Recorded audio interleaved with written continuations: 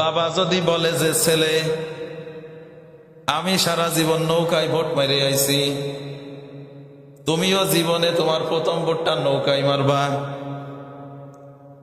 আপনি কি তাই করবেন যে আমার বাবা বলিছে, বাবার হুকুম, তাই করবেন?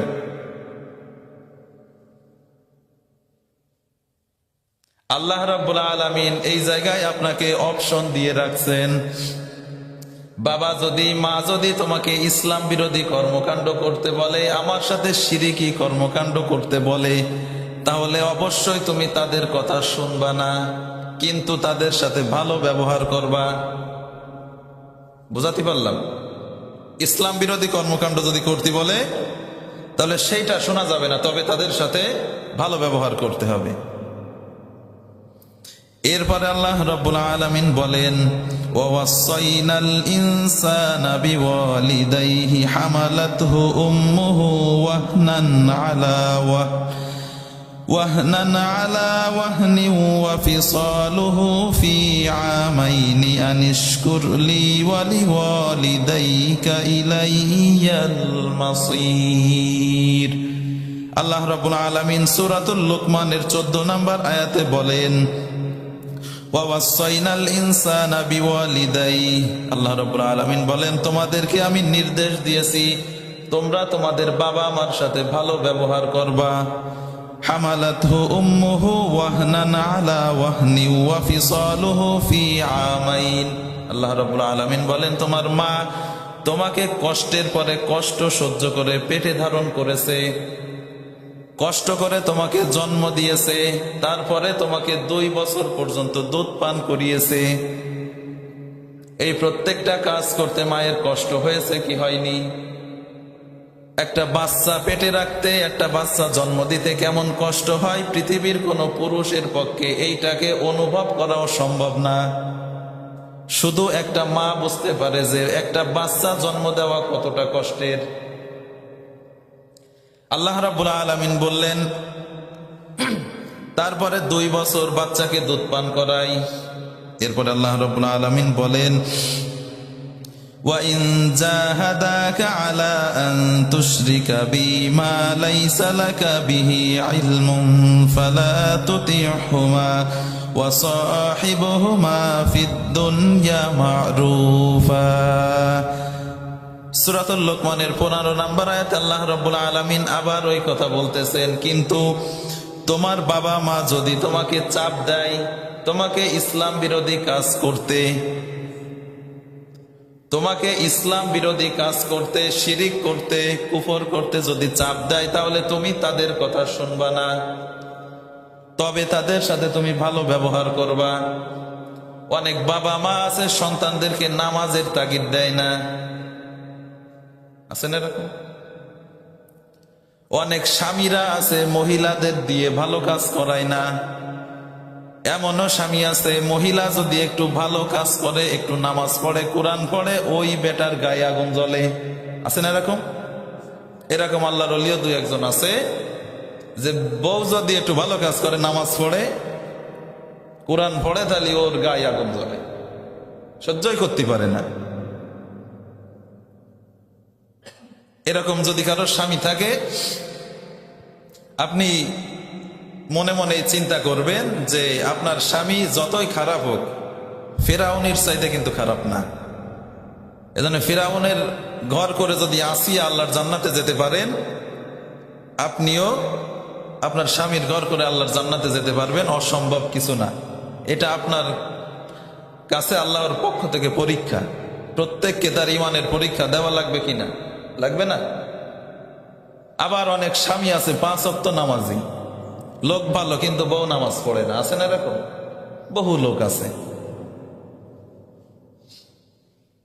আপনাদেরও মনে রাখা উচিত যে হযরত নূহ আলাইহিস সালাম, লূত আলাইহিস সালাম, ওনারা আল্লাহর নবী ছিলেন, রাসূল ছিলেন, অথচ বউ কাফের। নবীদের যদি এরকম হয় তাহলে আপনার আমার হওয়াটা দোষের কিছু না। যাই হোক, দুইটাই আল্লাহর পক্ষ থেকে পরীক্ষা। আমাদেরকে আল্লাহর পরীক্ষা দিয়ে পাশ করে জান্নাতে যাওয়া লাগবে। এরপরে আল্লাহ রাব্বুল আলামিন বলেন, ووصينا الإنسان بوالديه إحسانا حملته أمه كرها ووضعته كرها وحمله وفصاله 30 شهرا এরপরে আল্লাহ রাব্বুল আলামিন বলেন, আমি দুনিয়ার প্রত্যেকটা সন্তানকে নির্দেশ দিয়েছি তারা যেন তাদের বাবা মার সাথে ভালো ব্যবহার করে। মা তাকে গর্ভে ধারণ করেছে, তাকে জন্ম দিয়েছে, তাকে দুধ খাওয়িয়েছে 30 শাহরা 30 মাস। একটু ভালো করে বোঝেন এই আয়াতটা। আগের আয়াতে আল্লাহ রাব্বুল আলামিন বললেন ফি আমাইনি, 2 বছর দুধ পান করিয়েছে। কয় বছর?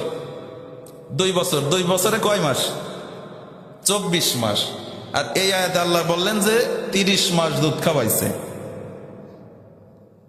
তাহলে 2 জায়গায় 2 রকম হয়ে গেল না? আল্লাহর কথা কি 2 রকম হবে? হবে? কোরআনের প্রতি কি অবিশ্বাস আছে না বিশ্বাস আছে? কোরআনের কোন আয়াত একটা আরেকটার সাথে সাংঘর্ষিক হবে না, একটা আরেকটার সাথে মিলে যাবে, একটা আরেকটার ব্যাখ্যা।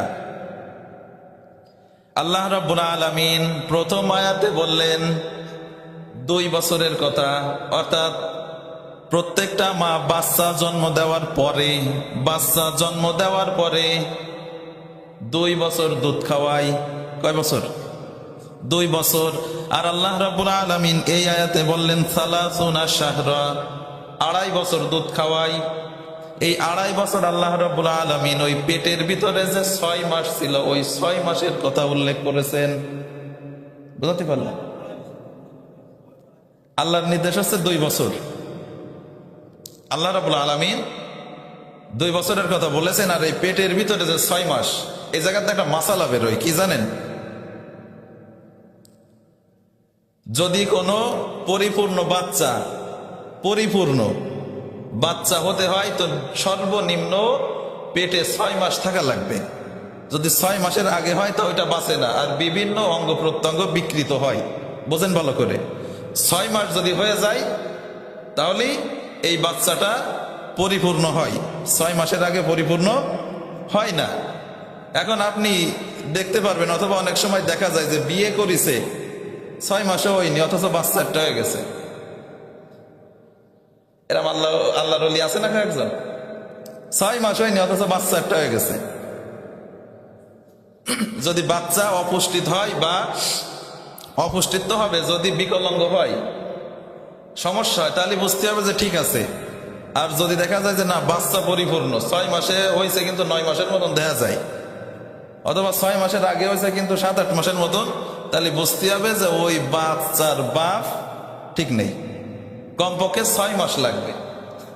মাঝে একটা ভিডিও দেখতেছিলাম, এরকম একটা বাচ্চা হয়েছে 3 মাস পরে, বিয়ের 3 মাস পরে। ভালো করে বোঝেন, স্বামী স্ত্রী বিয়ে হয়েছে, তার 3 মাস পরে বাচ্চা হয়েছে। এখন ওই স্বামী একদিন মাহফিলি যায় শুনেছে এই কথা যে 6 মাসের আগে যদি বাচ্চা হয় পরিপূর্ণ, তাহলে ওই বাচ্চা ওই বাপের না। ওই বেটা এসে মহিলারে জিজ্ঞাসা করতেছে যে এই যে বাচ্চা 3 মাসে হলো, এই বাচ্চা তাহলে তো আমার না। আর মহিলা কি জবাব দেবে? মহিলা কিন্তু কাঁপে গেছে, কাঁপতেছে ভয়তে যে কি হলো।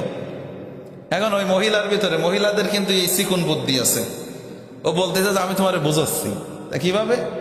তোমার বিয়ে হয়েছে কয় মাস? 3 মাস। আমার বিয়ে হয়েছে কয় মাস? 3 মাস। বাচ্চা হয়েছে কয় মাস? 3 মাস। তাহলে 3×3 কত হলো? 9 মাস।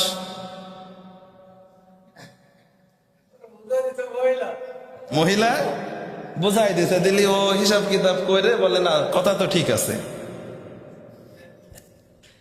এরকম যদি হয়ে যায় 6 মাসের আগে, তাহলে বুঝতে হবে যে ওই বাচ্চা পরিপূর্ণ হবে না। আর যদি হয় তাহলে ওই বাচ্চা ওই বাবার না।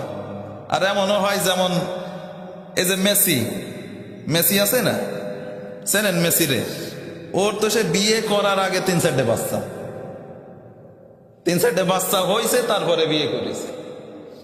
এরম যদি হয় সেও এক কায়দা, কিন্তু যদি এইরকম হয় তাহলে বুঝতে হবে যে ওই বাচ্চা ওই বাবার না। যাই হোক, এবার আমার আলোচনার মূল বিষয়টা হচ্ছে আমরা বাবা মার হক অনেক হুজুরের কাছ থেকে শুনেছি যে বাবা মার প্রতি সন্তানের কি দায়িত্ব। এটা জানি না আমরা যে বাবা মার সাথে খারাপ ব্যবহার করা যাবে না, কিন্তু বাবা মারও যে কিছু দায়িত্ব আছে সন্তানের প্রতি, এইটা অনেক বাবা মা জানে না। এটা জানার দরকার আছে না নেই? যারা এখনো বাবা হননি তারা এটা মন দিয়ে শোনেন, আর যারা হয়েছেন, যারা ভুল করেছেন তা তো করেছেন, এখন থেকে যেন আমার বাচ্চার প্রতি আমি এই দায়িত্বগুলো পালন করতে পারি। বাচ্চার প্রতি কিছু দায়িত্ব আছে না নেই?